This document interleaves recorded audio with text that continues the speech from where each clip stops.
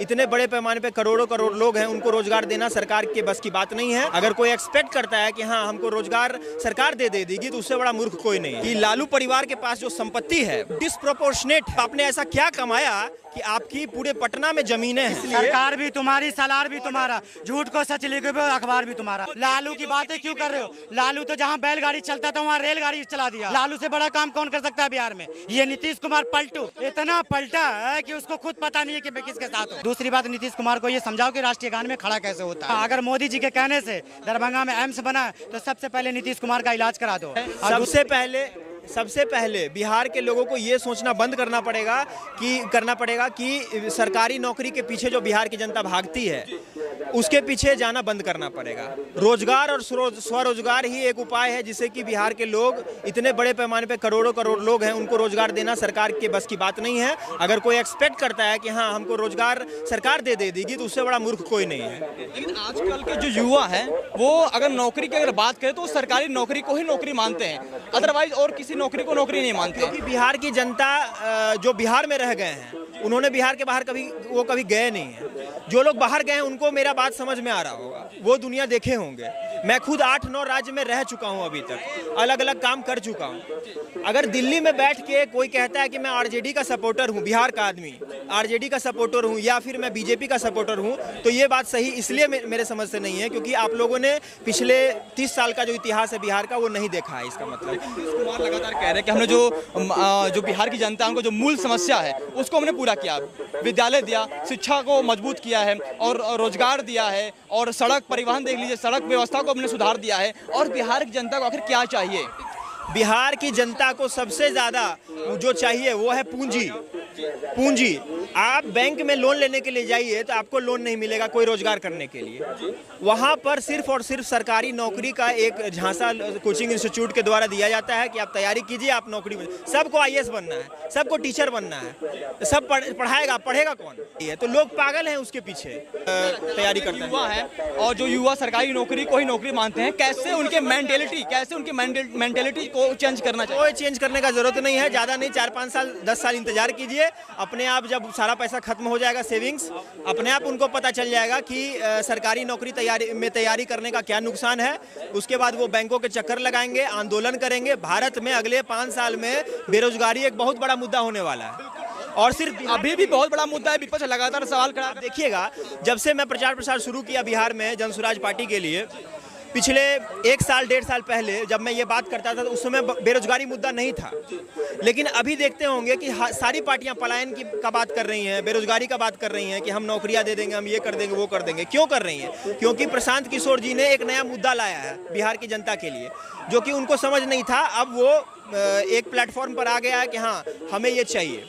तो ये तभी होगा जब बिहार में राजनीतिक परिवर्तन होगा, जिसके लिए पार्टी भी लगी हुई है और आम जनता भी, उनके जनमानस में भी ये सोच है कि हमें बिहार को बदलना है। और मैं दिल्ली में बैठ के यही कहूँगा लोगों से, जो भी मुझे सुन रहे हैं, आपके माध्यम से मुझे मौका मिल रहा है लोगों तक पहुँचने का, मैं यही कहूँगा कि आपको एक बार सोचना पड़ेगा, अपने बच्चों का चेहरा देखना पड़ेगा कि आपके बच्चे जो हैं बेरोजगार हैं, आपके बच्चे को रोजगार नहीं है, वो पलायन करना पड़ता है उनको दूसरे राज्य में।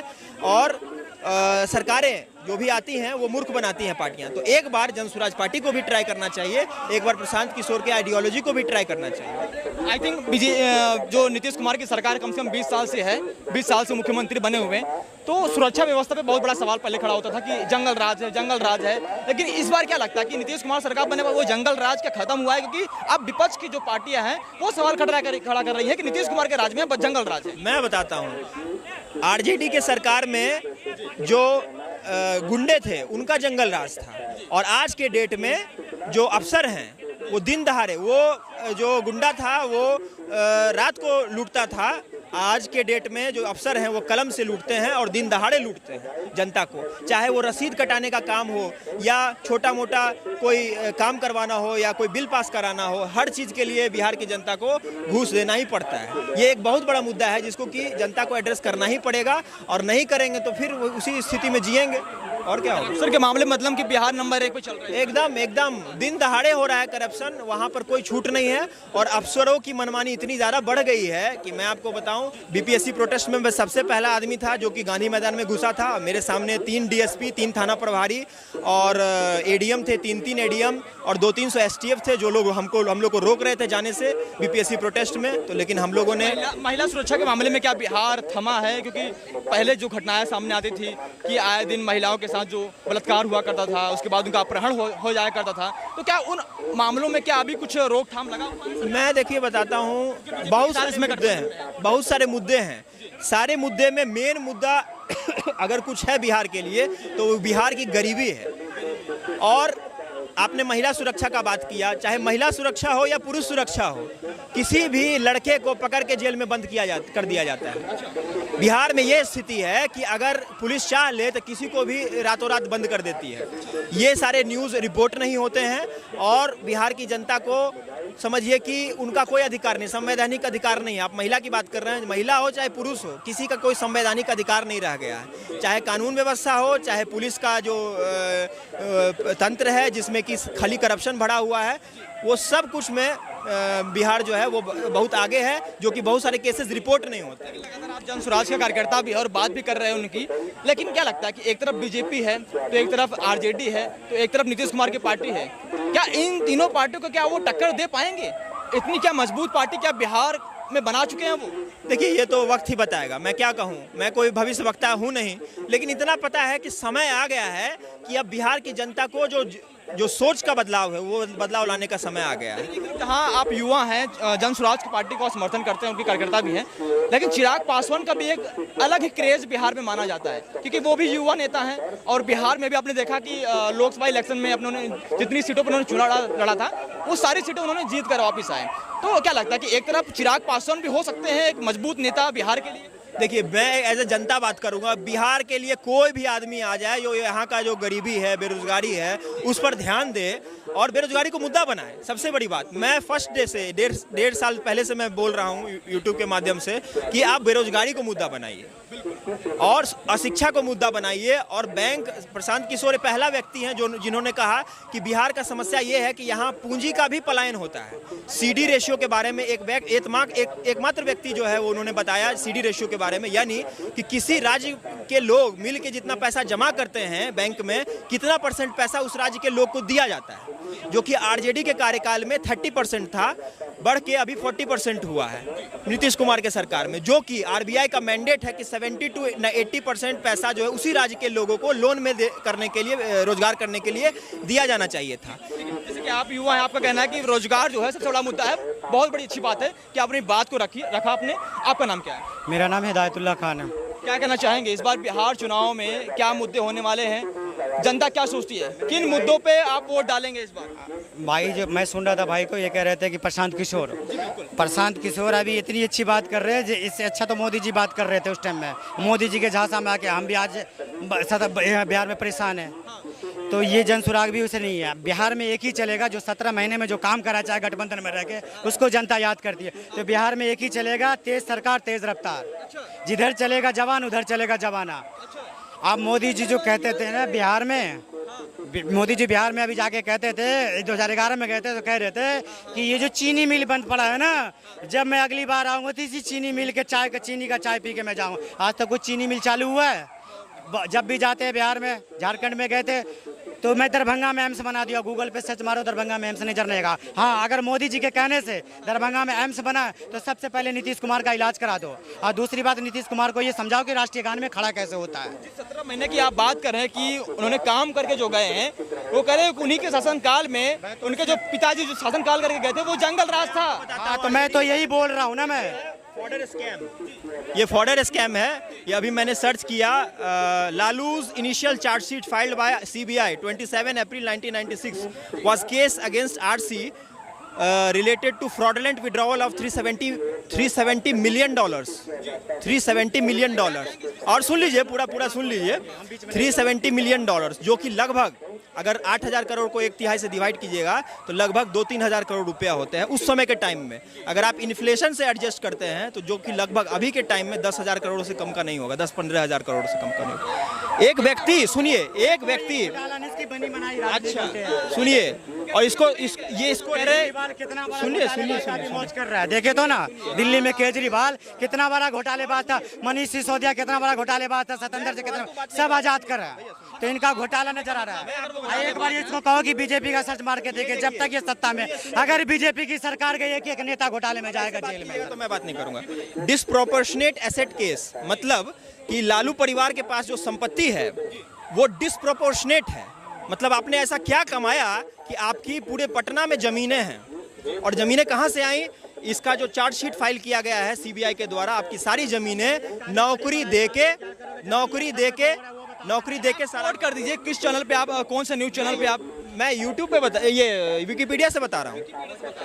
और सुन लीजिए, और विकिपीडिया पे तो भारत ने बैन कर दिया था, आपको शायद याद है। ना सुनिए, विकिपीडिया पे वो चले जाएंगे, वो रुकेंगे नहीं, मैं जानता हूँ। इसलिए सरकार भी तुम्हारी, सलार भी तुम्हारा, झूठ को सच लिखे अखबार भी तुम्हारा, तो इनका पुरिंदा यही चलता है कि मतलब कि लालू यादव जो जेल गए, ये हाई कोर्ट हो चाहे सुप्रीम कोर्ट हो, सब मूर्ख है। अरे जेल तो बड़े बड़े नेता जाते, कौन नहीं गया? ये कि भगत सिंह भी जेल गए हैं, तो भगत सिंह को कंपेयर कर दीजिए लालू यादव से। लेकिन एक मिनट, भगत सिंह जी को एक बार यार चुप, भगत सिंह को इन चारा चोरों इनसे मिला रहे हो तुम यार, कैसी बातें कर रहे हो यार, तुम कैसी बातें कर रहे हो यार? कुछ भी कह सकते, आप भी कह रहे थे भगत सिंह तो देश को आजाद करवाने के लिए अपने आप को कुर्बान कर दिया उन्होंने।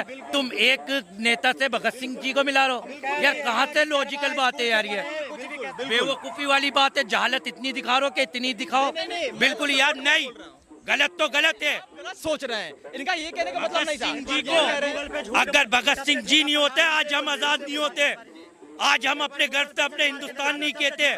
भगत सिंह जी ने जो करा है वो देश का कोई भी युवा नहीं कर सकता, जो उनकी कुर्बानी है, उनके लिए कुर्बान, देश के लिए कुर्बान हुए वो। जो चोरी के घोटाले में गए थे केस में, घोटाला सभी कर सकता है भाई साहब। लालू की बातें क्यों कर रहे हो? लालू तो जहाँ बैलगाड़ी चलता था वहाँ रेलगाड़ी चला दिया। लालू से बड़ा काम कौन कर सकता है बिहार में? ये नीतीश कुमार पलटू इतना पलटा है कि उसको खुद पता नहीं है कि मैं किसके साथ हूँ। लेकिन घोटाला किया था कि नहीं किया था, हाँ या ना? वो इतना पलटा है, अबे सब नेता करता है, छोट बोट सब में चलता है। घोटाला कौन सा नेता नहीं करता मुझे बताओ। अब एक बात बताओ, कौन से नेता ने घोटाला नहीं करे? बताओ, चलो बताओ, तुम बताओ, मैं तुमसे पूछना चाहता हूँ। जेल गए कि नहीं जेल गए, साबित हुआ कि नहीं हुआ? एक मिनट, ये तुम्हारी बात को कोट कर रहा हूँ मैं, ये तुम्हारा आरोप लगाना अलग बात होता है, और अगर जेल बोलो या तुम बोल लो, मैं बोलूँ या तुम बोलो, मैं बोलूँ या आप बोलो, मुझे ये बताओ कि इसके, एक बार यार चुप तो हो जा, तू भी बड़ा कुत्ते की तरह भौंकता रहेगा। अबे भैया एक बात बताओ, घोटाला सब करते हैं और बहुत से नेता जेल गए हैं, सारे बहुत से नेता, अगर 100 में से तो 20% जेल में होके आए वो, फिर भी आज वो कॉलर वाइट लेके खड़े हुए। क्यों लेके खड़े हुए? भाई हिंदुस्तान है ये, या वॉशिंग पाउडर निरमा है, दूध की सफेदी निरमा से आए, वो सारे निरमा से धुल जाते हैं। मैं किसी को गलत नहीं कह रही हूँ। क्या लगता है, घोटालेबाज को आप इस बार चुनेंगे बिहार इलेक्शन में, या किसी अच्छे नेता को चुनेंगे? भैया एक बात बता दूं, तुम बिहार की बातें करो, सबसे ज्यादा IPS बिहार के हैं, सबसे ज्यादा डॉक्टर बिहार में है, सबसे ज्यादा इंजीनियर आपको बिहार में मिलेंगे। आज एक बिहारी सब पे भारी है, लगाओ शरत इस बात की। लेकिन मैं ये कह रहा हूँ, सरकार देखो, मैं तो दिल्ली का हूँ, मैं बिहार का तो हूँ नहीं। अगर बिहार में आपको बिहारी लोगों किसी की सरकार लानी है, जिसके आपको ऊपर विश्वास हो, जिसके आपको दिल मुतमईन हो, उसको लाना। मैं ना मोदी जी का सपोर्टर हूँ, ना मैं राहुल का सपोर्टर हूँ, ना मैं लालू जी का सपोर्टर हूँ। जिसका आपका दिल करे, जिसको भरोसा हो आपको, उसको लाना, बस खत्म बात। क्या लगता है आपको? आप तो तेजस्वी के पे ही अटक गए हैं। हाँ, मैं वही पे अटकूंगा। लेकिन आगे देखिए ना, चिराग पासवान भी आ गए हैं सामने। एक ही काम कर सकता है, कंगना रावत को लेके शूटिंग पे जा सकता है, लेकिन वो तो उस लायक भी नहीं रहा। अभिनेता में तो चला नहीं, नेता में क्या चलेगा? 5 सीट जीता था, 3 सीट को बेच दिया, 1 सीट बहन बहनोई में रह गया। आपका तो परिवार, उसका चाचा था, बाप था, बेटा है, तो वहाँ पर परिवारवाद नहीं दिखता है, खाली लालू प्रसाद में दिखता है। भाई साहब 17 महीने का जो काम करा है ना बिहार में, पूरी जनता उसे याद करती है। पूछ रहे हैं कि आप किसी अच्छे नेता को चुनिए। आप चारा चोर को कुछ नेता, नाम से क्या मतलब है भाई? आपका नाम नाम बताइए। से क्या मतलब है? मैं नाम पूछ हिंदुस्तानी रहा हूँ, नाम से कोई मतलब नहीं, मैं हिंदुस्तानी हूँ भाई। अपना नाम बता ही दीजिए। क्या हम तो बता दिया, ये 10 बार बता दिया। MD हिदायतुल्लाह खान, पूर्णिया जिला से रहने, पप्पू यादव हमारे सांसद है। बोलो इनसे। सारी बात बता। मैं आपको बताता हूँ, हम बिहार अकेले में निर्दलीय जिताने का क्षमता रखते हैं, रखते होंगे, बिल्कुल रखते होंगे। जिताया भी हो। अभी हमारा पप्पू यादव है भी। मेरे अंदर एक ही क्वेश्चन है, मेरे पास एक ही क्वेश्चन है, मेरे पास एक ही क्वेश्चन है। अभी तक सबके लिए, जो भी मुझे सुन रहे हैं, अभी तक बिहार की जनता को क्या मिला? चाहे वो बीजेपी हो, चाहे वो आरजेडी हो, चाहे छोटी मोटी जो भी जात के आधारित पार्टियां हैं, उनसे क्या मिला बिहार को? मैं देखिए ऑब्जेक्टिव ट्रूथ पे यकीन करता हूँ। हर चीज़ का ऑब्जेक्टिव ट्रूथ है। जैसे कि आप लाल किले मेट्रो स्टेशन पे उतरिएगा तो बगल में आपको लाल किला मिलेगा, ये ऑब्जेक्टिव ट्रूथ है। बगल में चांदनी चौक है, ये ऑब्जेक्टिव ट्रूथ है। और बिहार की जनता को पिछले 30 साल में क्या मिला, जो कि गरीबी और बेरोजगारी और पलायन के अलावा क्या मिला, ये भी ऑब्जेक्टिव ट्रूथ है। इसके जिम्मेदार कौन है? इसका सवाल में ही जवाब है। जो लोग सत्ता में थे पिछले 30 साल के अंदर, वही इसके जिम्मेदार है। इनका मुख्य वजह, इनका ये मुख्य बात है, ये कह रहे हैं कि तेज प्रताप यादव के आगे हम बढ़ेंगे नहीं, तेजस्वी, माफ कीजिएगा, तेजस्वी के आगे हम आगे बढ़ेंगे ही नहीं। मैं क्या कहूँ, मैं नेता पहले वो 10th पास कर लें, 10वीं का एग्जाम दें, पहले 10वीं पास कर लें, एक पासिंग मार्क्स जो होता है 33%, 40% नंबर ले आए, उसके बाद वो बात करें। क्योंकि बिहार के जितने भी युवा हैं, जो भी सिर्फ इस वजह से कि वो लालू यादव, सिर्फ इस वजह से कि लालू यादव के बेटे हैं, इस वजह से मैं उनका समर्थन नहीं करूंगा। मैं समर्थन इस वजह से करूंगा, अगर उनका विजन पर मुझको यकीन आएगा, वो कुछ अपने जीवन में सिवाय स्टेडियम, क्रिकेट स्टेडियम में पानी ढोने के अलावा कुछ किए होंगे, तो मैं उनको मानूंगा कि हाँ, किसी बढ़िया रिसर्च पेपर सबमिट किए होंगे बिहार के गरीबी के बारे में, मालन्यूट्रिशन के बारे में, बिहार को आगे बढ़ाने के बारे में, या बिहार के बाहर कोई IT सेक्टर में कुछ काम किए होंगे।